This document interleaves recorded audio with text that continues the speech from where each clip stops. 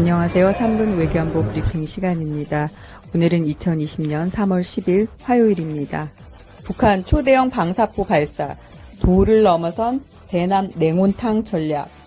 김정은은 친서를 보낸 지 5일 만에 또다시 미사일을 도발했는데요.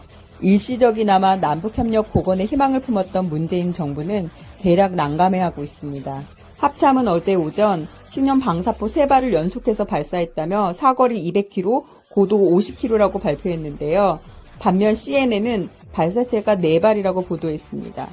일각에서는 3발이든 4발이든 성공했다면 우리 군의 대북 킬체인, 즉 미사일 선제 타격을 무력화할 신형 무기를 완성했다고 분석했습니다. 한편 북한의 무력 도발 3월 2일, 김여정의 악담 3월 3일, 김정은의 친서 3월 4일, 이후에 다시 도발 3월 9일입니다. 대남 교란 작전을 펴며 미국의 시선을 끌려는 차원이 아닌가 싶습니다. 향후 방사포 도발과는 별개로 당초 2, 3월로 예상했으나 차이나 바이러스 코로나19로 연기된 SLBM이나 인공위성 발사 가능성이 또 있습니다. 차이나 바이러스 코로나19 팬데믹 대유행병 충격으로 세계 증시 대폭락과 국제유가 급락까지 겹치면서 블랙 먼데이 검은 금요일이 형성됐습니다. 아시아에 이어 유럽 그리고 미국까지 전 세계 증시가 폭락했는데요. 코스피는 마이너스 4.19, 니케이는 마이너스 5.07, 다우존스는 마이너스 7.71로 하락에서 시작됐습니다. 뉴욕 증시는 장 초반 7%가 급락됐고요. 2008년 이후 12년 만에 서킷 브레이크가 발동된 것입니다. 예측 불가한 위험에 투자 공포가 커졌기 때문입니다.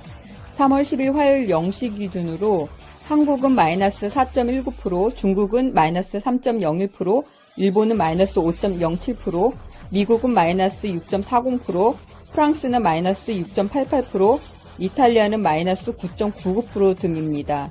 한편 국제유가도 3일 만에 30%, 즉 41달러에서 29달러 이상 곤두박질 치며 급락했는데요. 이로 인한 공포감이 폭발했습니다. 전문가는 걸프전 이후 최대 낙폭이라고 했습니다. 시위대가 제주 해군기지에 철조망을 끊고 침입해서 시위를 벌였는데도 부대에선 90분간 전혀 모르고 있었습니다.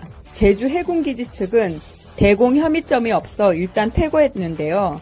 단 군용시설 손괴죄와 군부대 침입죄로 각각 경찰에 고소한 상태입니다. 그러나 군기지가 뚫려도 모르고 있고 또 침입자를 조사 없이 퇴거했다는 건 군기강에 심각한 문제가 생긴 것을 입증하는 것입니다.